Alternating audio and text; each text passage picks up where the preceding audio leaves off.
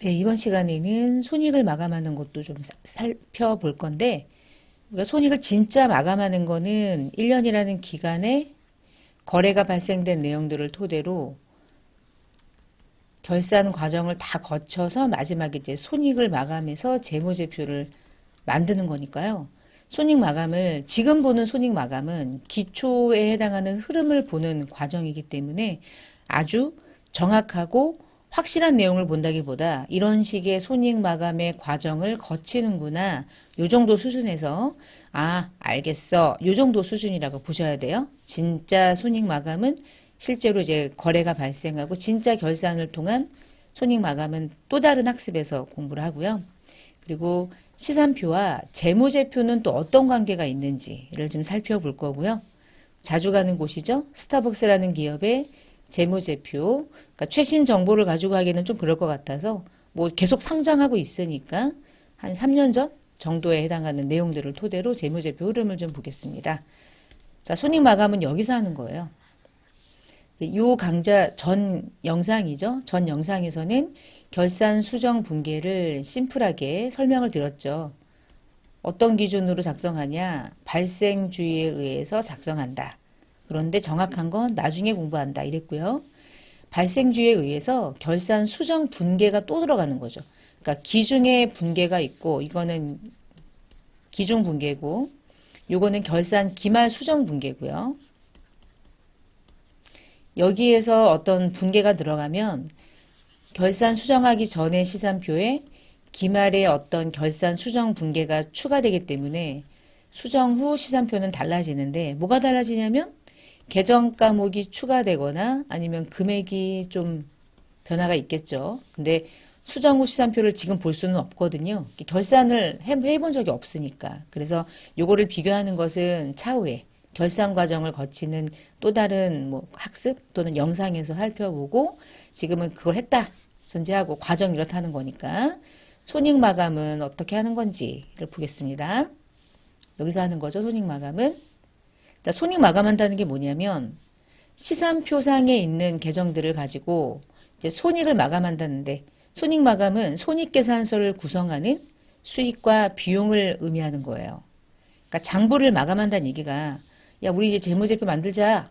재무제표를 만든다는 얘기는 재무상태표하고 손익계산서를 만들어야 되는데 그러니까 재무상태표를 구성하는 계정은 자산, 부채, 자본이고 손익계산서를 포괄이라는 말은 기타 포괄 계정까지 다 반영한 상태의 손익계산서를 의미하거든요. 포괄 손익계산서는 국제회계 기준에서는 얘가 무조건 작성이 되는 거고 일반 기업회계 기준은 포괄까지 작성하지 않아요. 그냥 손익계산서라고 보시면 돼요. 손익계산서를 구성하는 계정은 수익과 비용이죠. 근데 우리가 이제 마감한다고 할 때 이 마감을 하는 방법이 다른 거야. 재무상태표는 내년으로 잔액을 이월하는 방식으로 마감하지만 손익계정은 손익 자체, 손익이라는 계정, 수익과 비용을 말 그대로 마감해요. 그리고 이런다고 그랬죠. 1년이라는 기간 동안 손익이 얼마인지 나오면 그 당기순이익을 기말 재무상태표에 던져준다. 그때 기말 재무상태표에 던져줄 때 당기순이익을 이 이름으로 던져주죠. 이익잉여금. 그렇게 넘겨준다고 그랬잖아요. 그러니까 수익이나 비용은 임시 쓴다고 부르는 거야. 그냥 마감하는 계정에서. 얘가 원래 임시 계정이 아니라. 수익이나 비용은 1년 동안 얼마를 팔았고 얼마를 썼는지를 계산해서 당기순 이익을 만들기 위한 계정이었고 이익이 나오면 수익과 비용은 제거되는 거지. 임시 계정으로 제거되고 그 이익이 잔액이 그대로 이익잉여금이라고 하는 자본 계정으로 들어간다. 이렇게. 그러면 자산부채 자본은 왜 영구 계정이다 라고 부르냐면 자산부채 자본인 재무상태표는 계속 이월되거든요. 여러분 기업에서 현금이라는 계정 과목이 썼다가 사라지고 썼다가 사라지겠어요? 평생 회사를 청산할 때까지 현금 계정은 계속 쓰겠어요. 계속 쓸 뿐더러 현금이라는 계정 안에 더하기 빼기가 계속 움직이겠죠. 그 잔액이 내년으로 넘어가고 또 넘어가고 또 넘어가고 하는 거예요. 그 자산과 부채와 자본은 영구 계정이라고 부르는 건 언제나 잔액은 차기로 이월하니까. 그래서 지난 영상에서 이런 얘기 했죠. 수익, 비용, 손익계산서 계정, 자산부채 자본, 재무상태표 계정 둘 중에 누굴 먼저 마감합니까? 손익계산서부터 마감합니다. 이런 얘기 했었죠. 손익계산서를 마감하지 않으면 재무상태표의 자본에 이익잉여금이 반영되지 않으니까 그걸 넘겨받아야 진짜 마감을 하는 거니까. 지금 이런 얘기를 한 거고요. 그러면 손익계산서를 어떻게 마감하냐? 수익이랑 비용은요. 1년 동안 번 돈이거든요. 1년 동안 이렇게 1년 동안 번 돈이거든. 그러면 당해년도의 성과를 나타내는 거니까. 어떨 때는 손실 나고 어떨 때는 이익 나겠죠. 그러니까 당기 손익이라고 부르는 게 손실도 있고 이익도 있고. 그럼 당기 순이익은 내년으로 2월이 되어야 합니까? 수익이 이만큼이고 만약에 비용이 요만큼이야. 이만큼 남긴 거잖아. 그 이익이 손익계산서가 얘가 그대로 내년으로 2월 하면 이번 연도 1년 동안 5억 벌었고 4억 써서 1억을 남겼었는데 이게 그대로 내년으로 2월 되면 내년에 수익이 5억으로부터 출발하는 거야. 이익을 그 다음 연도에 넘겨줘? 이건 이번 연도에 일한 이익에 불과한 건데 얘가 내년으로 넘어간다는 얘기는 몇십 년 동안 그 이익이 손익계산서라고 하는 게 1년의 성과를 나타내는 게 아니라 몇십 년 동안의 성과가 계속 합산되는 거잖아. 수익이 막 계속 증가돼. 맨날 합산돼. 그런 계정이 아니라는 거예요. 그래서 수익이나 비용은 결산이라는 과정을 통해서 반드시 수익 제로로 만들고 비용도 제로로 만들어서 내년으로 잔액이 넘어가지 않고 내년에는 수익은 시작 금액이 빵, 비용도 시작 금액이 빵이 되도록 해야 돼요. 그게 마감한다는 뜻이에요. 나중에 결산이라는 과정을 거칠 때 여러분이 이런 것들을 공부하시게 돼요. 근데 지금은 그냥 손익계산서라고 하는 양식을 만드는 이유는 수익이 얼마였고 비용이 얼마여서 얼마를 남겼는지를 계산해 주는 것에 불과하지 이 자체가 내년으로 2월 돼서는 안 된다. 그러면 수익과 비용을 차감하면 수익이 많이 벌렸고 비용이 덜 적었다. 그럼 이만큼을 제거하면 수익에서 요 남은 금액 있잖아. 요 남은 금액이 당기순이익인데 그 당기순이익을 뜯어내. 이렇게 뜯어낸다는 얘기 요만큼을 뜯어내. 그러면 손익계산서는 다 제거되니까 잔액이 없는 거잖아요. 그럼 요거 뜯어낸 돈을 누구한테 던져주냐? 재무상태표 자본 계정에다가 1년 동안 번 거 이거거든. 내 돈이야. 우리 돈이야, 우리 돈. 내 돈이 자본이라고 했잖아요. 그래서 이익잉여금이라는 계정으로 넘겨주는 거예요. 재무상태표 자본 계정으로. 그래서 수익과 비용을 마감해서 집합손익으로 마감하는데 그거는 나중에 결산이라는 별도의 공부를 하실 때 공부하시고 넘어가는구나. 넘어간다는 얘기는 자본만 내가 번 거니까. 그러면 자산에는 영향이 없나요? 그러면 이미 영향이 있죠. 수익이 일어날 때마다 자산이 증가됐을 거고 비용이 발생됐을 때마다 자산은 감소했기 때문에 이미 자산이라는 금액 안에 수익과 비용의 플러스 마이너스가 반영된 잔액이 이미 있고 당기순 그 이익이라고 하는 게 부채로 가는 것이 아니라 자본의 누적액으로 넘어간다는 뜻인 거예요. 그러니까 손익을 마감한다는 뜻은 이런 개념이고요. 포괄손익계산서를 마감하면 당기순이익이 나올 거죠. 그러면 재무상태표라고 하는 계정에 자산부채 자본을 마감하는데 얘네들은 내년으로 2월 한다. 이렇게 쭉 보시면 이렇게 1년 동안 만약에 이제 100을 벌었어요. 나 빵밖에 없었대. 처음에 돈이 없었어. 근데 맨손에 열심히 일해가지고 진짜 100원이라는 걸 번 거야. 그러면 결국은 나는 100원짜리 기업이 된 거잖아. 그 100원짜리 기업이 됐다고 하는 그 100원이 어디로 가냐 이거죠. 예를 들어서 이거밖에 없었다고 쳐봐요. 부채가 없다고 쳐봅시다. 그러면 자산 100원이 그대로 자본이 됐겠죠. 그럼 그 다음 연도 1년 동안 열심히 일할 때 해당되는 연도의 기말은 그 다음 연도의 기초가 되잖아요.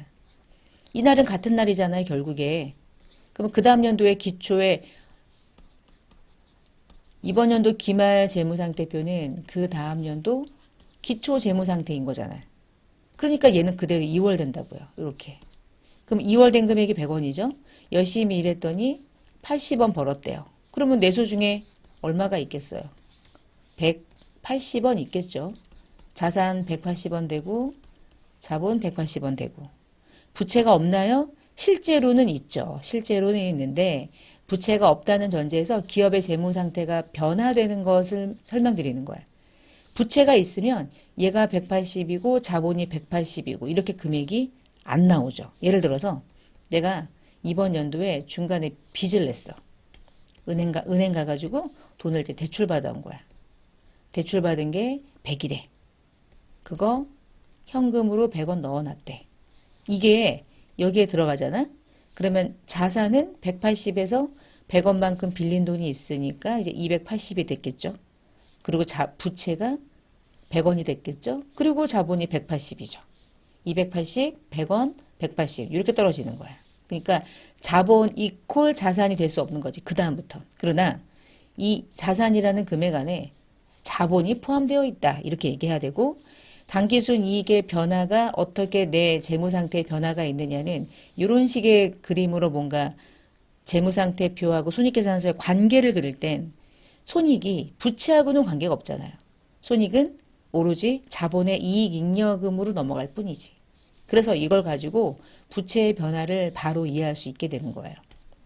그럼 자산은 잔액이 차변에 있겠지? 그러니까 차변으로 오는 거고 부채랑 자본은 내 자리가 대변이라 있으면 대변에 있을 거고 없으면 잔액이 빵이겠죠. 그러니까 대변에 남는다는 뜻이에요.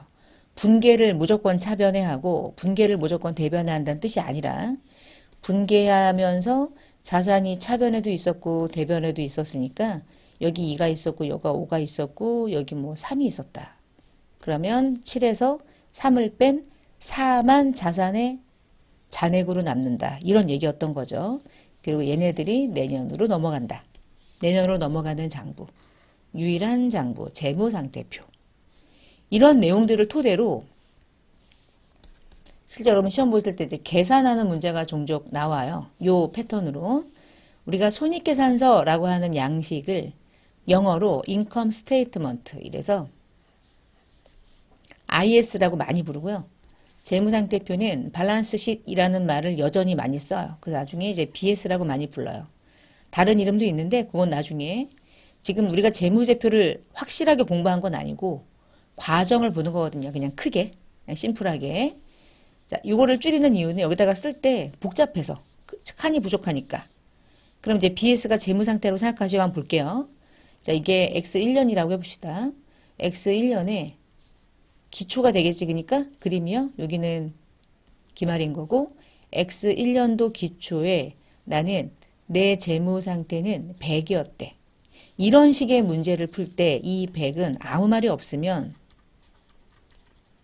자본을 의미하는 거예요. 이유는 이 플러스 60이라고 하는 게 손익계산서 계정이기 때문에 부채하고는 관계가 없어서 자산, 부채, 자본까지 주지 않는 한 이렇게 나오면 아 이거는 기초 자본을 의미하는 거구나. 이렇게 이해하시면 좋아요. 100만 원이 있었다는 뜻이에요. 그런데 1년 동안 열심히 일했더니 60만 원을 남겼대. 이 60만 원이 나오는 방식이 수익이 얼마였고 비용이 얼마였는지 몰라도 되지 않나? 단기순 이익을 구하기 위해서 이 토탈 금액이 필요한 것 뿐이잖아. 단기순이익이 60이면 끝난 거지. 손익계산서를 굳이 볼 필요가 없죠. 자, 60만 원 벌었대요. 그러면 기말에 내수 중에 얼마 있는 거예요? 100만 원이라는 자본에 60만 원이라는 이익 잉여금이 들어간 상태가 되는 거니까 160이 되는 거죠. 160을 부르는 이름은 기말 BS 자본. 여기서 기초 자본과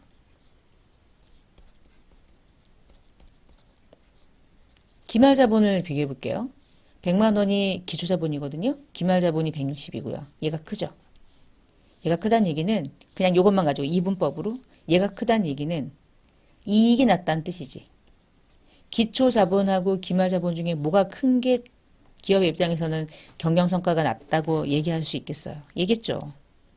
기말 자본이 커야죠. 얼마? 60. 얘가 얘잖아. 그치? 기초 자본과 기말 자본의 이 부등호를 그렸을 때 기초자본이 크다는 얘기는 이런 패턴으로 보면 손실났다 이런 뜻이겠죠? 그럼 보세요. 다시 요 160이 X 1년도에는 기말잔액이지만 X 2년도가 되는 순간 얘가 뭐가 돼요? 이제 기초가 되는 거야. 기초자본. 기말은 곧 그 다음 년도 기초가 되는 거지. X 2년도 기초에 160으로 출발. X 2년도에 너 기초 재무상태 어땠어? 라고 부르는 건 X 1년도 기말 재무상태를 말하는 것과 동일한 거죠. 이게 2월 된다는 뜻이에요. 여러분 60만 원은 2월 되지 않아. 60만 원은 어떻게 2월 되냐면 재무상태로 가면 재무상태가 2월 해주면 돼. 손익계산서는 2월 해서는 안 돼. 수익이 몇십 년 동안 계속 더해져? 그런 건 아무런 의미 없는 데이터잖아요. 번 돈만 재무상태표에 던져주면 손익계산서는 결국 넘어간 것과 똑같지. 둘 다 넘어갈 필요가 없는 거야. 그러면 기초자본이 160인데 X 2년이라는 1년 동안 80만 원 벌었다. 그러면 기말의 자본은 240 된 거죠? 기말 자본이 크죠? 당기순 이익이 났었기 때문이구나. 240인데 160이었다면 당기순 이익은 적어도 80만 원이지 않았을까? 빼기 하면 되잖아. 이거에서 이거 빼면 얘 나오는 거잖아. 이렇지 않을 수 있지. 그치? 이러지 않을 수 있어. 자산이 어마무시하고 부채가 어마무시하고 자본이 어마무시하면 이렇게 심플하게 구하기 어려워요. 근데 우리는 지금 이해하려고 하는 거야. 이해하려고. 그냥 과정을 이해하려고. 손익 마감한다. 얘도 마감해. 마감하고 없애. 빵. 80만 원은 이미 여기 들어가 있거든. 들어가면 된 거야. 자, 240만 원이 X 3년도에 기초가 됐어요. 근데요. X 3년도 기말에는요. 190이 기말 자본인 거예요. 그럼 190으로 감소했네요. 240이었는데 190 됐네. 1년 동안 이익이 났다는 얘기인가요? 손실 났다는 얘기인가? 손실. 이렇게 유추할 수 있다는 뜻을 심플한 숫자를 가지고 우리가 한번 이해를 해보자. 이런 의미인 거예요. 이해를 해보자는 의미.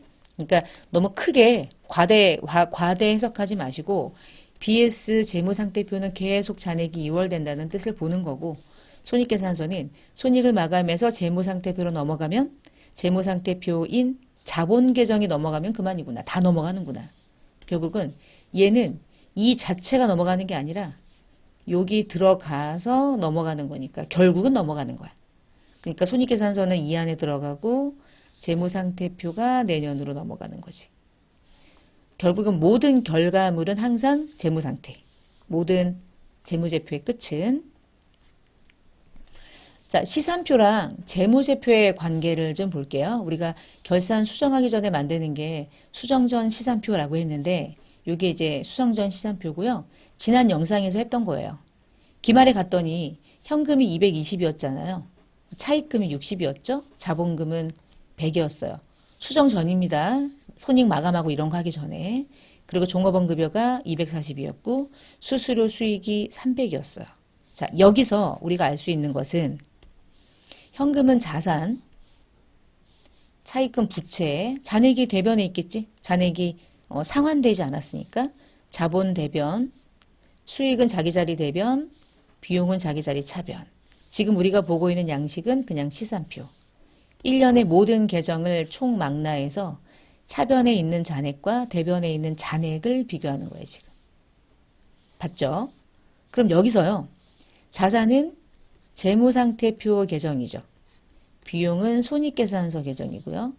부채랑 자본은 재무상태표 계정.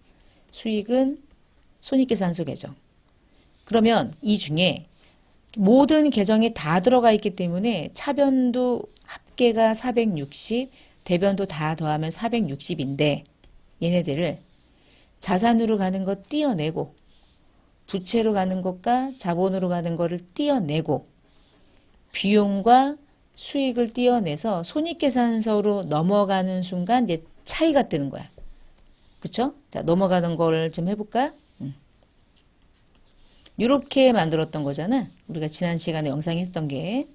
근데 이 중에서 종업원 급여하고요. 이렇게 얘하고 수수료 수익을 손익계산서에다가 집어넣어 버리면 당기순이익이 60이 나잖아. 그 60만 원이 자본으로 들어간다며. 그게 손익 마감하는 거라고 지금 얘기했던 거죠. 그래서 이렇게 들어가요. 먼저 손익계산서를 그 시산표에서 방금 전에 보셨던 그 시산표에서 손익계산서를 띄어내. 그래서 수수료 수익을 대변에 기재하고 종업원급여가 240이 이렇게 들어가. 그럼 이만큼 300 중에 240만 원 비용이 들어갔으니까 이 자리에 금액이 뜨는 걸 쓰는 것뿐이야.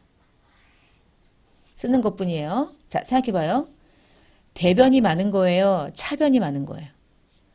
대변이 많은 거죠. 대변이 많은 거잖아요. 62. 이만큼 많은 거잖아요. 62.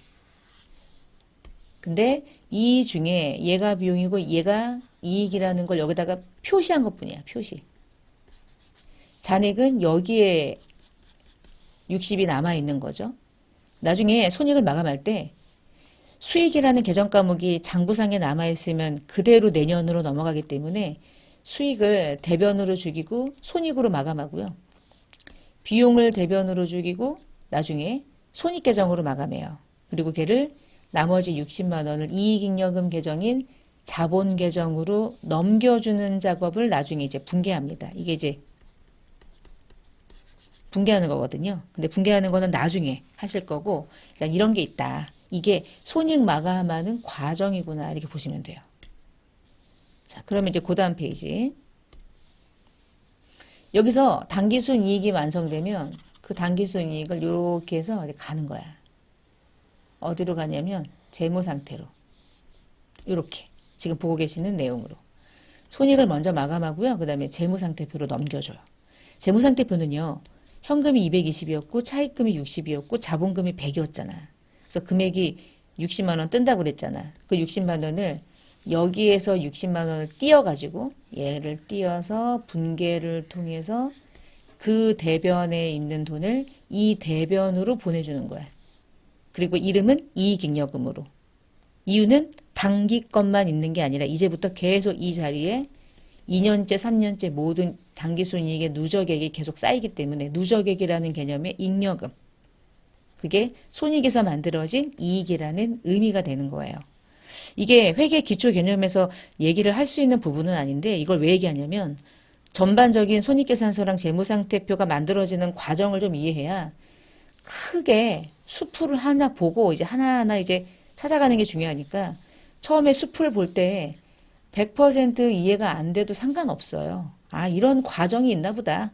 재무제표가 만들어지는 것이.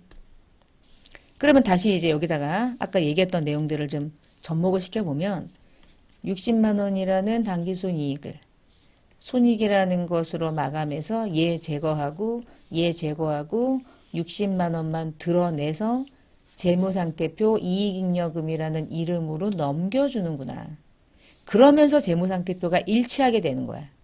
우리가 재무상태표는 차대가 일치한다 그랬는데 손익이 넘어오지 않으면 얘가 없다는 얘기잖아. 그러면 일치하지 않지.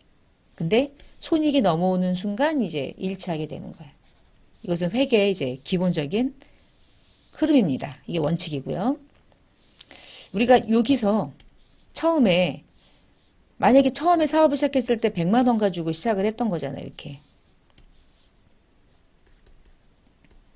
근데 1년 동안 번 돈이 60인 거잖아.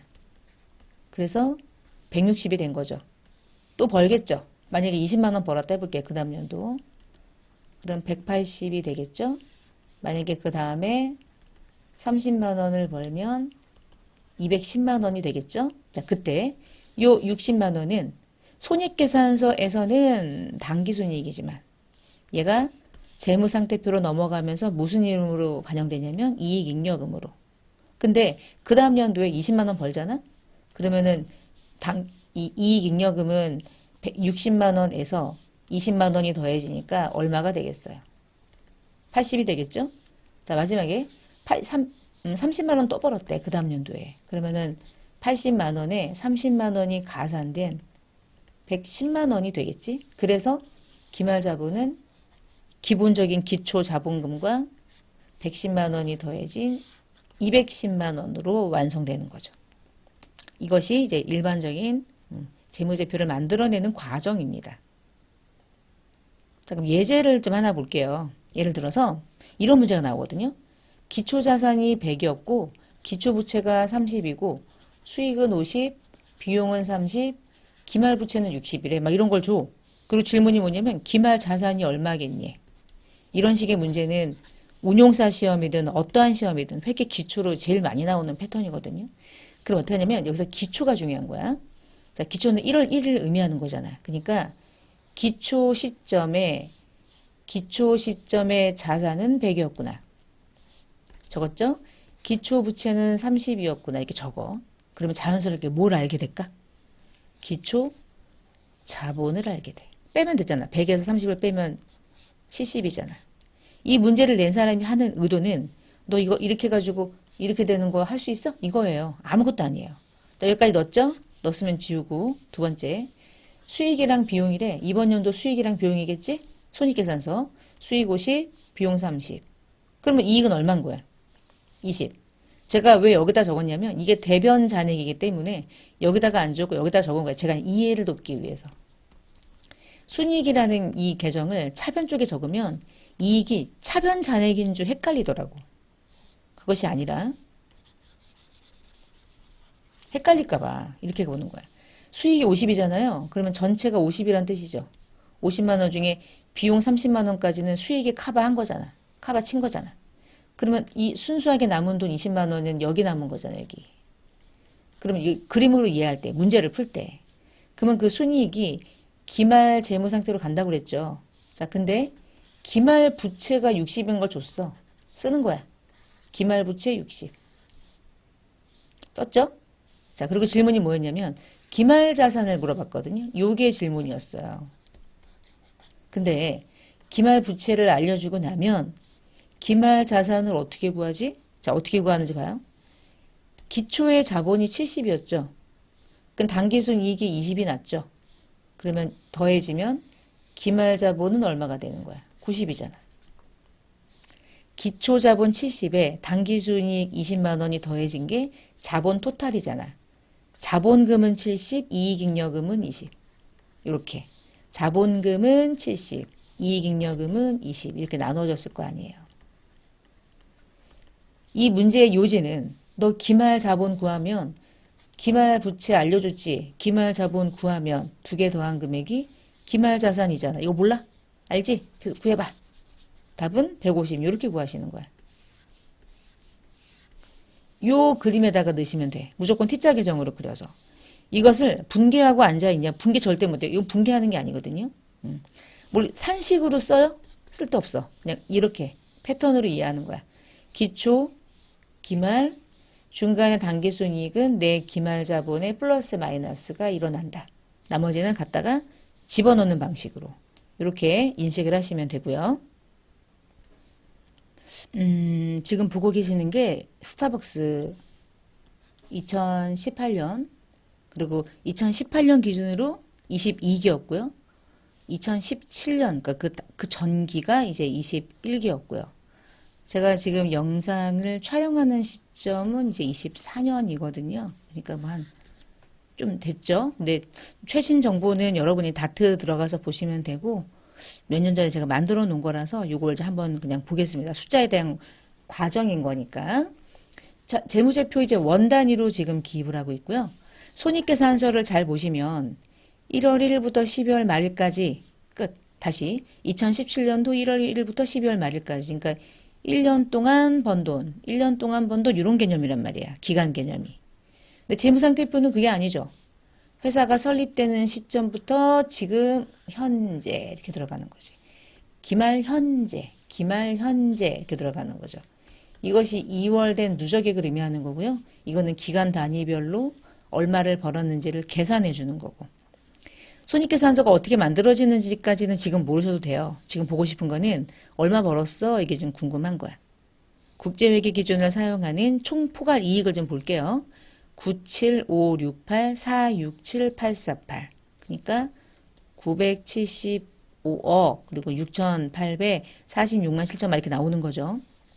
그러면 22기를 기준으로 봤을 때 975억 원 정도를 벌었는데 그게 얼마를 벌었는지를 계산해주고 나면 이 자체가 내년으로 넘어가는 게 아니라 얘가 어디로 간다 그랬냐면 재무상태표로 넘어간다고 그랬잖아. 그것도 무슨 이름으로 넘어가요? 이익잉여금으로. 지금 이익잉여금이 전년도에 이익잉여금이 302, 597, 795 이렇게 있었거든. 근데 22기 기말에 400이 됐어. 차이가 나는 금액이 얼마인가 계산해 보니까 975. 얘가 얘인 거야, 얘. 당기순 이익이 반영된 금액이 그대로 이익잉여금의 당기 22기 기준으로 봤을 때 증가된 금액만큼이 이익잉여금의 증가를 구성하는 거예요. 요 당시에 그랬어요. 요 당시까지는 재무제표가 좀 심플한데 스타벅스가 이제 중간에 뭐 주주가 변경되면서 좀 복잡해지긴 했어요. 뭐 배당금도 주고 막 이렇게 2018년도 기준으로 본 겁니다. 그게 손익계산서하고 재무상태항 보면 어느 정도의 이 재무상태표의 연과 연결되는 고리를 알 수 있거든요. 그리고 아까 우리가 이제 잠깐 봤던 것처럼 이 시산표 있잖아요. 어디 갔어? 이 시산표의 관계가 중요한 게 시산표에서 만들어지는 어디 갔냐? 요거 시산표에 자산하고 부채하고 자본만 떼어내면 재무상태표죠. 그쵸? 그리고 종업원급여 비용하고 손익계산서에 수익을 띄면 손익계산서가 되는 거잖아. 시산표에 자산, 부채, 자본이 다 있는 건데 이 시산표 자체에서 비용을 떼어내고 수익을 떼어내서 손익계산서로 보내주고 자산하고 부채하고 자본을 재무상태표로 보내주면서 보내주고 난 다음에 이제 손익을 먼저 마감하고 당기순 이익을 자본 계정으로 넘겨주면서 재무상태표를 마감하는 거예요. 그래서 시산표가 중요하다고 설명을 드리는 거예요. 조금 크게 숫자를 조금 크게 살펴보면요. 요 이익잉여금의 변화가 여러분에게 좀 눈에 들어오게 이 금액에서 당기순 이익이 반영돼서 기말 이익잉여금에 계속 누적되는 거죠. 이 302 근데 얘 말고 자본금도 있었기 때문에 전체 자본은 322이었던 거야. 그러면 기초에 322였어. 기초 자본이 1년 동안 97568을 벌었어. 그러면 기말이 얼마가 됐느냐? 더하진 금액 420. 420이 요거죠. 이렇게. 자본의 합계. 자본의 합계인데 이 금액 중에 원래 법정 자본금이 있었고 당기순 이익의 누적액인 이익잉여금이 가산된 금액이 이제 기말 자본을 구성하게 된다는 뜻입니다. 자, 마지막으로 똑같은 커피 전문점이죠. 근데 그 중에 이제 카페베네 거 잠깐 보면 카페베네가 날 싫어하진 않겠지? 근데 카페베네가 똑같은 2018년도 거거든요. 이게 17년, 16년 같이 보여주더라. 이거 하지 말고 열심히 저 커피나 팔지. 재무제표 뭐 3년치 거 다 보여줘. 뭐 카페베네. 스타벅스도 2개밖에 안 보여주는데. 근데 이 아래쪽에 보면 이 결손금이라고 있는 거 보이세요? 우리가 재무제표를 만들 때요. 이게 괄호에 표시하는 거는 마이너스를 의미하거든요. 지금 이 회사는요. 이익잉여금이 없어요. 당기순이익이 없다는 거죠. 그 얘기는 손실이 어마무시하게 났다는 거죠. 카페베네 아시죠? 대표이사 막 이렇게 해가지고. 근데 9기 말만 해도 결손금이 마이너스 400억에 7억, 407억. 10기 말 796억. 11기 말 조금 줄었지만 764억이 손실. 손실의 누적액. 손실의 누적액이 결손금. 제가 얘를 이렇게 요약해서 보니까 전체 자산이 273억이거든요. 근데 지금 자본이 마이너스가 얼마였어요? 자본 전체가 얘 말고 나머지 자본은 양수여서 다 플러스 마이너스 하니까 자본 총계가 마이너스 167억이거든요. 그럼 부채가 얼마인 거야? 부채가 어마무시한 거지. 부채가 자본을 먹어서 자본은 현재 마이너스인 상태죠. 자, 이러한 상태를 우리가 자본 잠식이라고 부르는 거예요. 지금 이제 24년, 23년에는 재무제표가 어떤 상태인지 좀 봐야겠다. 저도 회계 기초 강의를 오랜만에 해가지고 카페베네께 지금 현재 어떤 상태인지를 요즘에 별 관심이 없어서 안 봤는데 영상 다 촬영하고 나서 다트 들어가서 한번 봐야겠네요. 여러분도 한번 들어가서 보세요. 어떤 변화가 있는지. 자, 이렇게 재무제표에 해당하는 일반적인 시산표, 손익계산서, 마감을 통한 재무상태표 전 과정을 간단한 예시를 통해서 살펴봤습니다.